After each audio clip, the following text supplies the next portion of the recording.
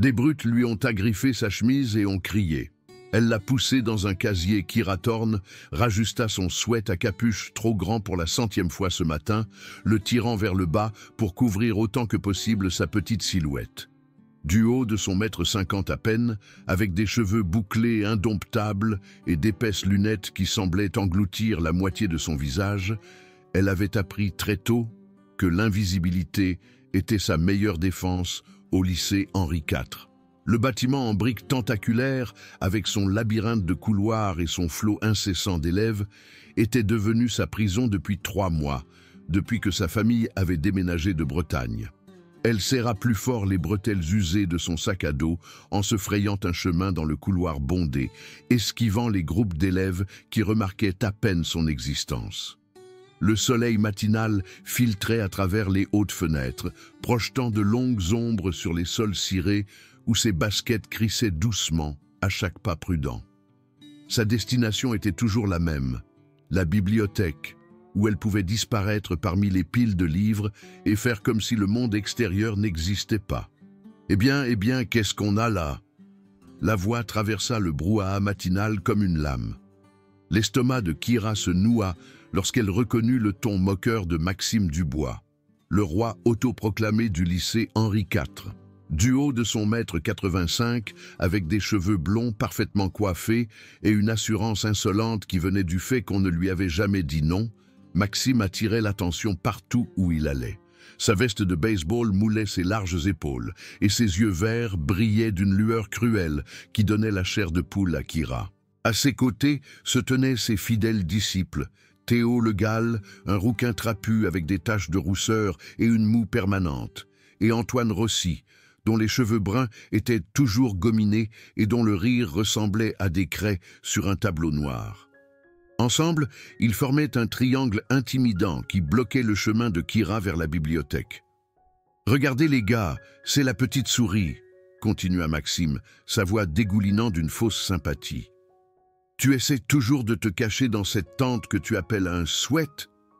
Le cœur de Kira battait à tout rompre alors qu'elle essayait de les contourner, mais Théo se déplaça pour lui barrer la route.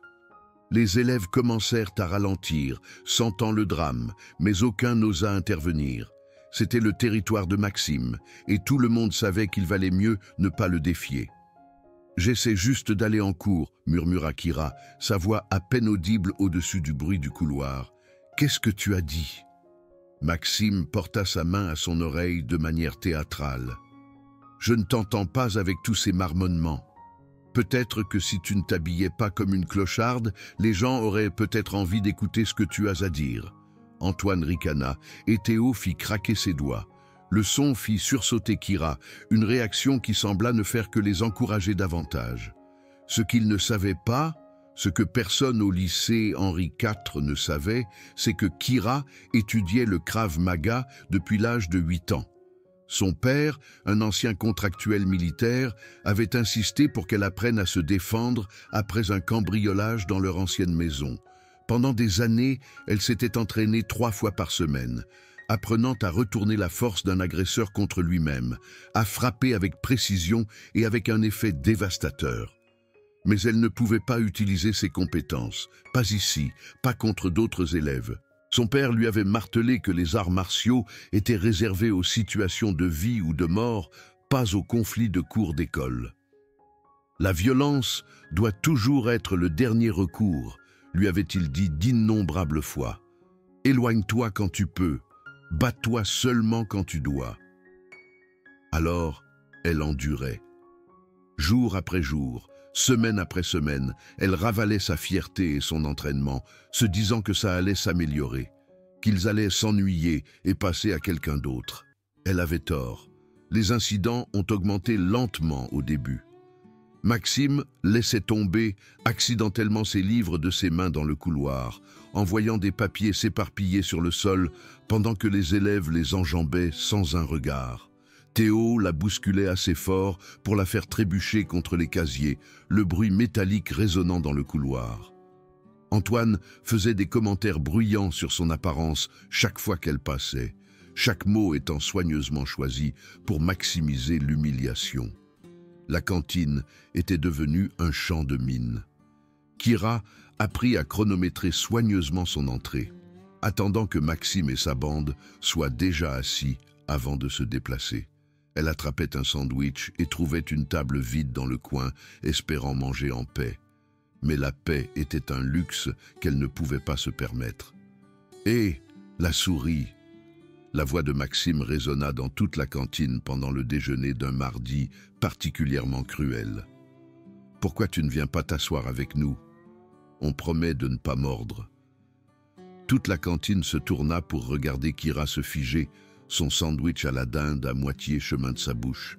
La chaleur lui monta aux joues alors que des dizaines de pères d'yeux se concentrèrent sur elle, attendant de voir ce qui allait se passer ensuite. Elle pouvait sentir ses mains trembler alors qu'elle posait sa nourriture. « Je vais bien ici, merci », réussit-elle à dire, sa voix plus forte qu'elle ne le sentait. « Oh, mais j'insiste !»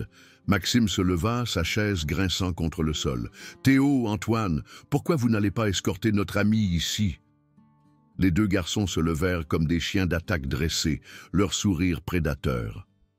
Les muscles de Kira se tendirent, son corps se mettant automatiquement en position défensive avant qu'elle ne se reprenne. Elle força ses épaules à se détendre, ses mains à se défaire. Elle ne pouvait pas se battre. Pas ici. Pas maintenant. Alors que Théo et Antoine s'approchaient, elle attrapa son sac à dos et se précipita vers la sortie, laissant son déjeuner non consommé derrière elle. Le son de leur rire la suivit hors de la cantine, résonnant dans ses oreilles longtemps après qu'elle se soit échappée dans la sécurité d'une salle de classe vide. Madame Dubois, sa professeure de français, leva les yeux de son bureau avec inquiétude. « Kira ?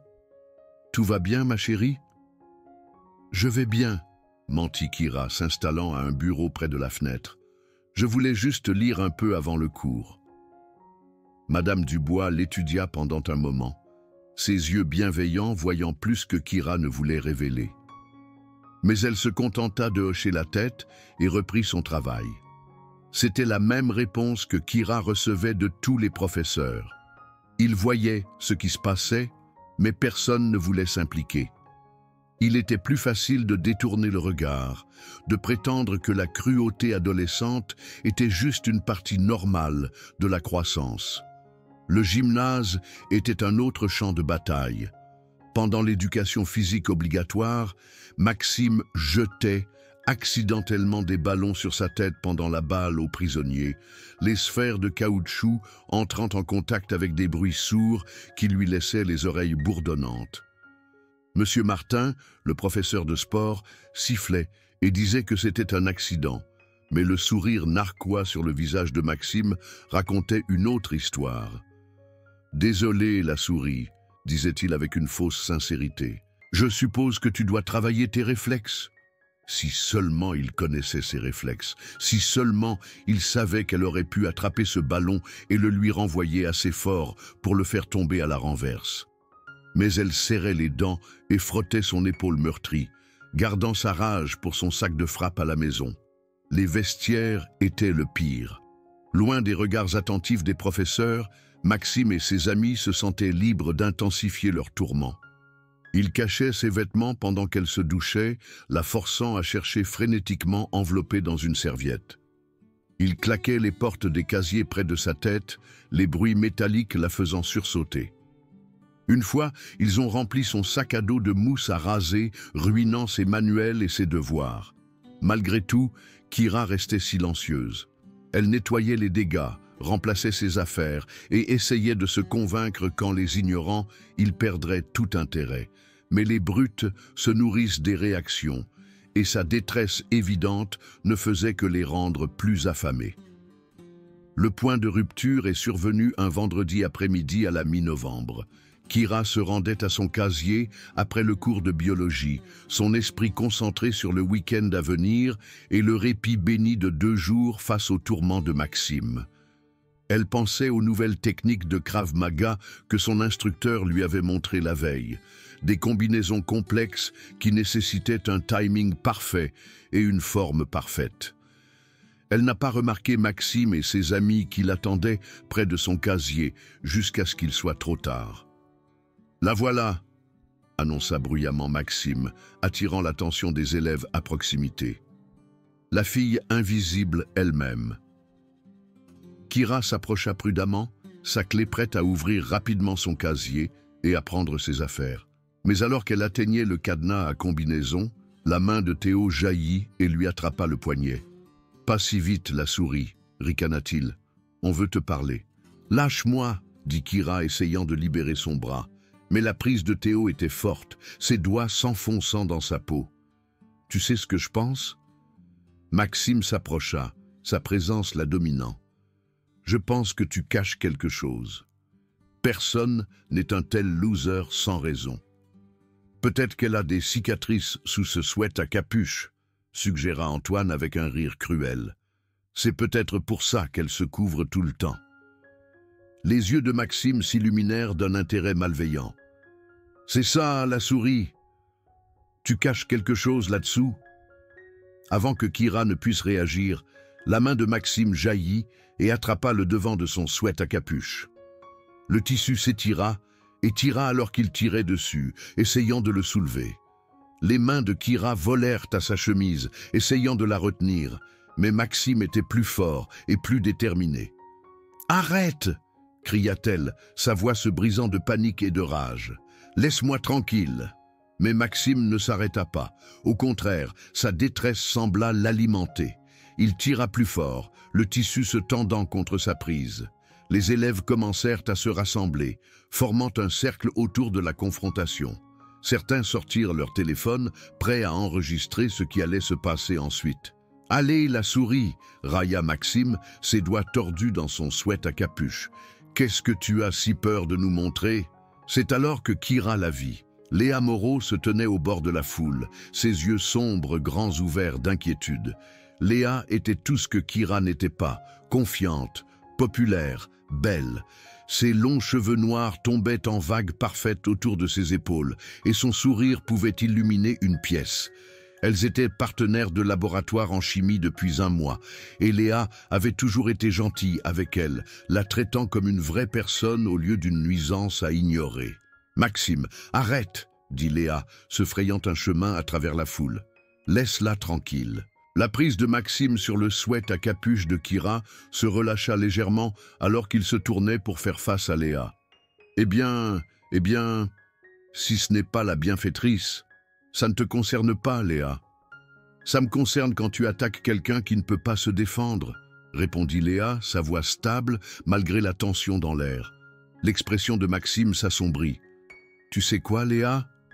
Peut-être que tu dois apprendre la même leçon que ta petite amie ici. » Il relâcha le sweat à capuche de Kira et se dirigea vers Léa, ses intentions claires. La foule retint son souffle, attendant de voir ce qui allait se passer ensuite.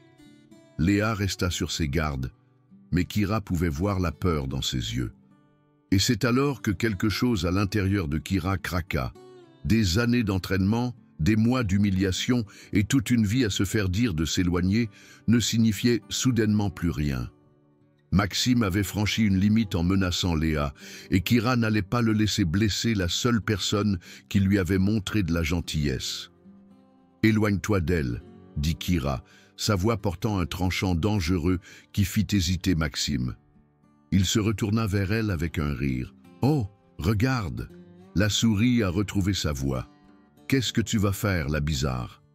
Maxime se jeta sur Kira, sa main cherchant à nouveau son sweat à capuche. Mais cette fois, elle était prête. Tout ralentit alors que son entraînement se mettait en marche. Elle pouvait voir la trajectoire de son mouvement, les ouvertures dans sa défense, le moment parfait pour frapper. Sa main jaillit et attrapa son poignet, ses doigts trouvant le point de pression que son instructeur lui avait appris. Les yeux de Maxime s'écarquillèrent de surprise et de douleur alors que sa prise se relâchait.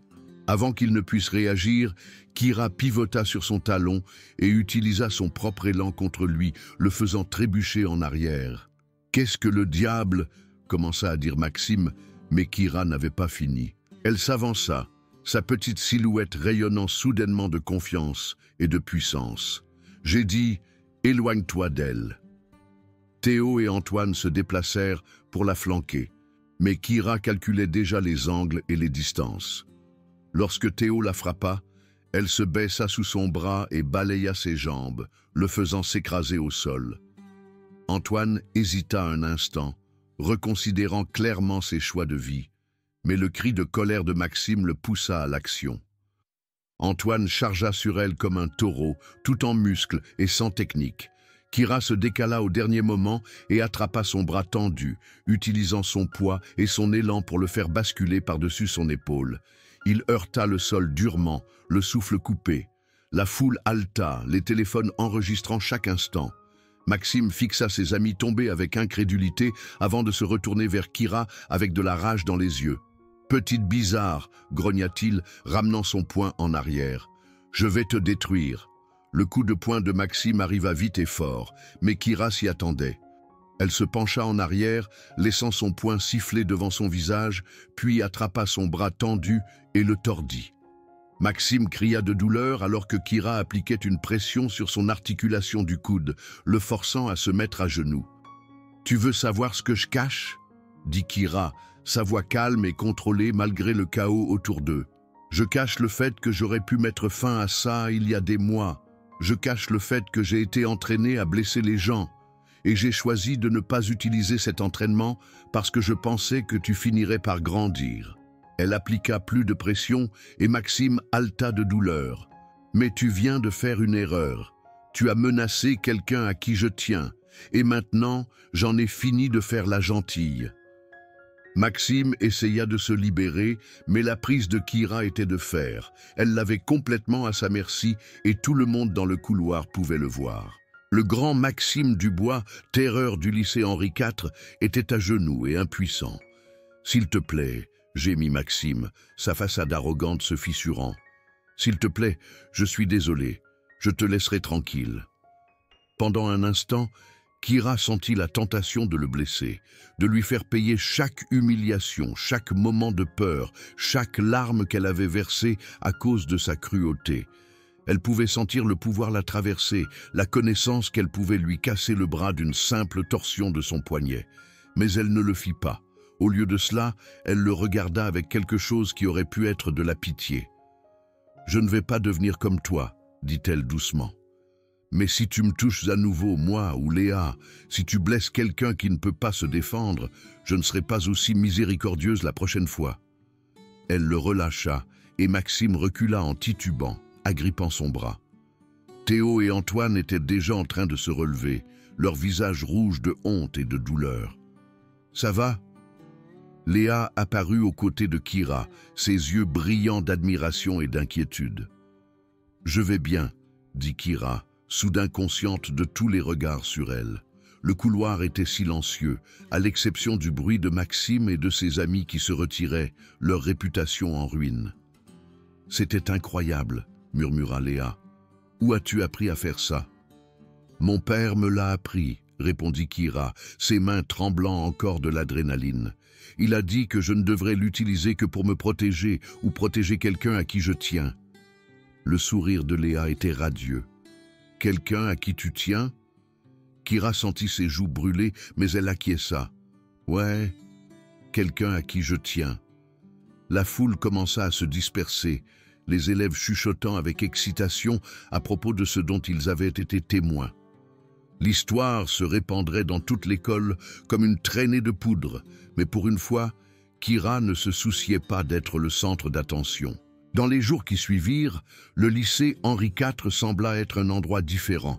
Maxime et ses amis évitèrent Kira, leurs yeux se baissant vers le sol chaque fois qu'ils la croisaient dans le couloir. La cruauté désinvolte qui avait autrefois été leur marque de fabrique fut remplacée par des regards nerveux et des conversations chuchotées. D'autres élèves commencèrent à approcher Kira avec un respect nouveau. Certains voulaient en savoir plus sur son entraînement, d'autres voulaient simplement être associés à la fille qui avait vaincu Maxime Dubois. Elle se retrouva invitée à s'asseoir à différentes tables à la cantine, incluse dans des conversations auxquelles elle n'avait jamais participé auparavant. Mais le changement le plus significatif fut sa relation avec Léa. Ce qui avait commencé comme une chimie de partenaire de laboratoire s'était épanoui en quelque chose de plus profond. Elles passaient leur pause déjeuner ensemble, parlant de tout, de leurs films préférés à leurs rêves pour l'avenir.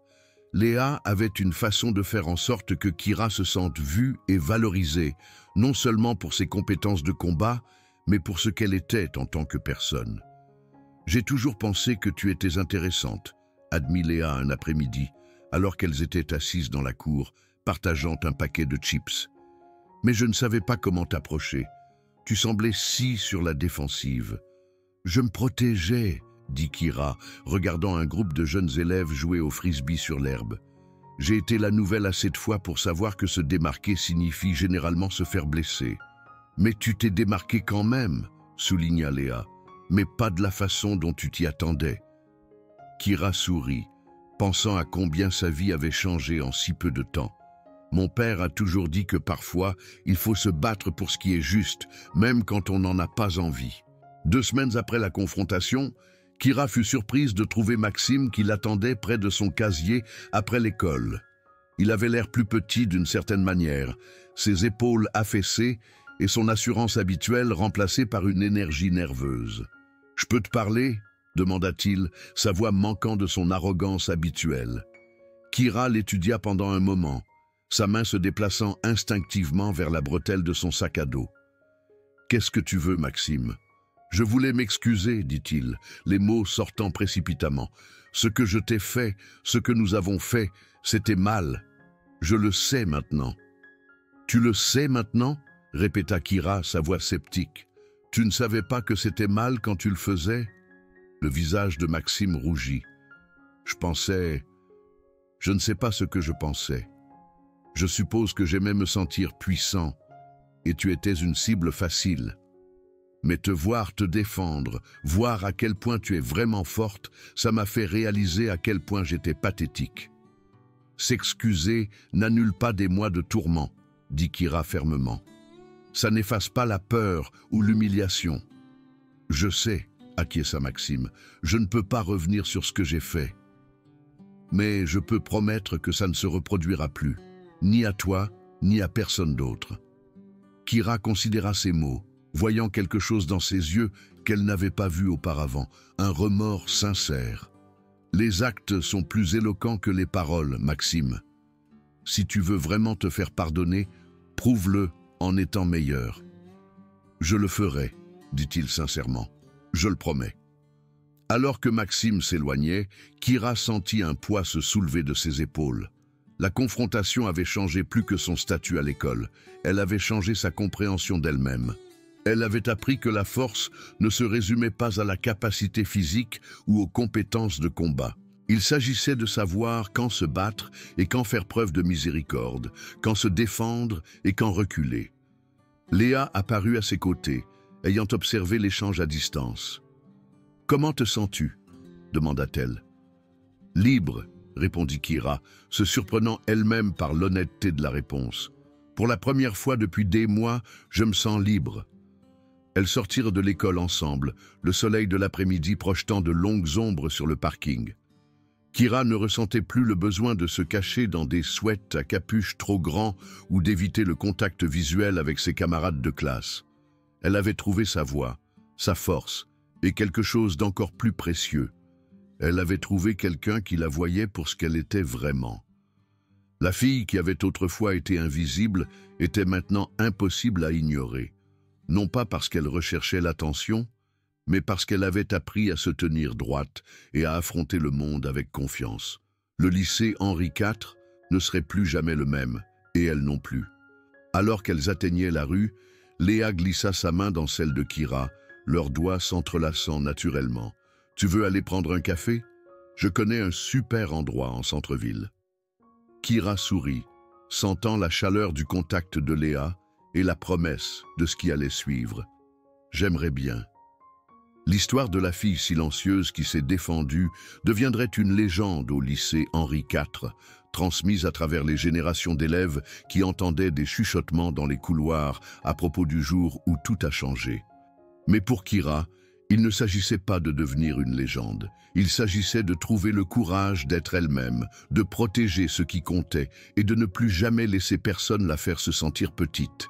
Elle avait appris que parfois, Les plus grandes victoires ne viennent pas de la destruction de vos ennemis, mais du choix de la miséricorde lorsque vous avez le pouvoir de faire du mal. En épargnant Maxime, alors qu'elle aurait pu le blesser, elle avait prouvé que la force et la compassion pouvaient coexister, que se défendre ne nécessitait pas de perdre son humanité. Les brutes lui avaient agrippé sa chemise et avaient crié, s'attendant à ce qu'elle se recroqueville comme elle l'avait toujours fait. Au lieu de cela, elle avait riposté contre leur cruauté et avait trouvé quelque chose d'infiniment plus précieux que la vengeance. Elle s'était trouvée elle-même.